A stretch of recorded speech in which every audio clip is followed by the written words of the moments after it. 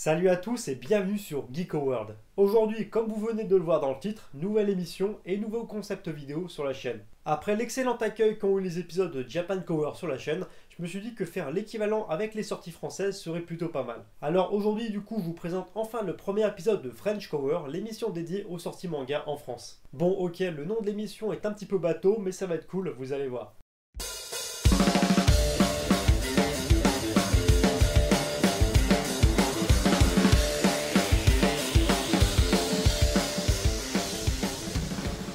Bon, alors avant toute chose, il faut savoir que la liste des mangas que je vais vous présenter, donc à savoir les sorties de mangas en France en janvier, n'est pas exhaustive. J'entends par là que ça ne va pas regrouper toutes les sorties manga en France, ça serait vraiment trop long et ça serait beaucoup de boulot, mais disons plutôt que c'est une version raccourcie, une version condensée avec un tri que j'ai fait au préalable. En fait, pour faire simple, disons que j'essaie de regrouper les plus grosses sorties manga chez les différents acteurs du marché du manga en France, comme par exemple Kurokawa, Pika, etc. Donc à savoir chez les plus gros éditeurs. Du coup, forcément, s'il y a certaines œuvres beaucoup moins populaires que d'autres qui passent à travers, c'est normal. Mais par contre, s'il y a un manga que vous appréciez et que j'en ai pas parlé tout simplement et que je l'ai pas évoqué dans l'émission, n'hésitez pas à m'en faire part dans les commentaires. Et comme ça, dès la prochaine fois, je corrigerai le tir et j'en parlerai. Enfin bref, sans plus tarder, on commence tout de suite. Bon alors, on attaque cette présentation avec les sorties manga de chez Glénat. Il faut savoir que les sorties manga chez Glénat sont réparties sur deux dates. La première, c'est le 2 janvier. Donc à partir du 2 janvier chez Glénat, on aura en magasin Gun The Last Order édition originale volume 2. On aura aussi le 89e tome de One Piece, ainsi que le tout premier tome de Le Dilemme de Toki, qui est en fait un nouveau manga qui sort chez Glénat. Ensuite, le 16 janvier, on aura Blaine édition de luxe volume 2. On aura aussi le 4e tome de Dr Stone. On aura aussi Tokyo Ghoul Re volume 15. Et enfin, il faut savoir qu'on aura droit au 5e tome de Blue Giant.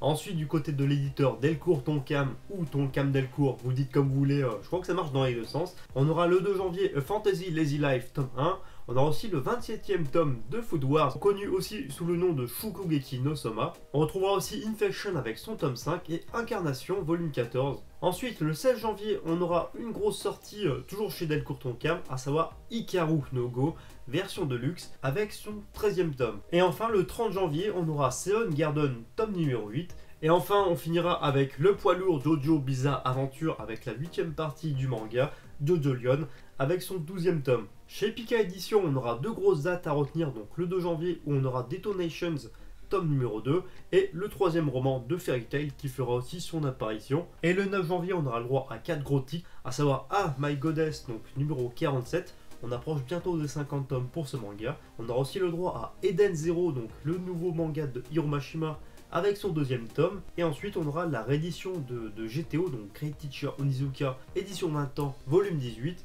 Et pour finir, on aura aussi le droit au 25e tome de Space Brother. Ensuite, du côté de Kazé, on aura le 9 janvier 2019 Blade Blade Burst volume 9. On aura aussi Black Clover tome numéro 16, que j'ai personnellement très hâte de lire parce que l'intrigue a l'air vraiment sympa dans ce tome et ça me fait tout simplement envie. Toujours chez Kazé Manga, on aura le 16 janvier 2019 Jagan tome 1. Donc franchement, ne manquez pas cette grosse nouveauté CNN parce que c'est tout simplement une tuerie. Et on aura aussi We Never Learn tome numéro 3. Du côté de l'éditeur Kiun, une seule grosse date à retenir, le 3 janvier, parce que toutes les sorties sortiront ce jour-là. Donc premièrement, on aura le droit à Barrage volume 1, le premier manga de Koei Horikoshi, donc l'auteur de My Hero Academia, et c'est un manga qu'il a réalisé quelques années avant My Hero Academia. C'est assez sympathique et ça se termine en 2 tomes. Ça sera suivi bien sûr de Black Torch, tome numéro 4, ainsi que le grand retour de My Hero Academia Orion Manga avec le 17e tome de la série, qui sera bien sûr accompagné du roman, donc le premier roman de My Hero Academia intitulé Les dossiers secrets de Yue, qui paraît en même temps. Et enfin, du côté de Kiun, on aura aussi Remember, tome numéro 15. On va maintenant parler de Kana, qui a deux grosses dates, on va dire, avec quelques sorties assez intéressantes. Donc la première, il s'agit de Après la pluie, numéro 8, et Arcanum, tome numéro 3, qui sortiront tous deux respectivement le 4 janvier 2019. Et on aura ensuite Fire Force, tome 9, donc le nouveau manga d'Atsushi Okubo, l'auteur de Soul Eater, qui sortira quant à lui le 18 janvier 2019.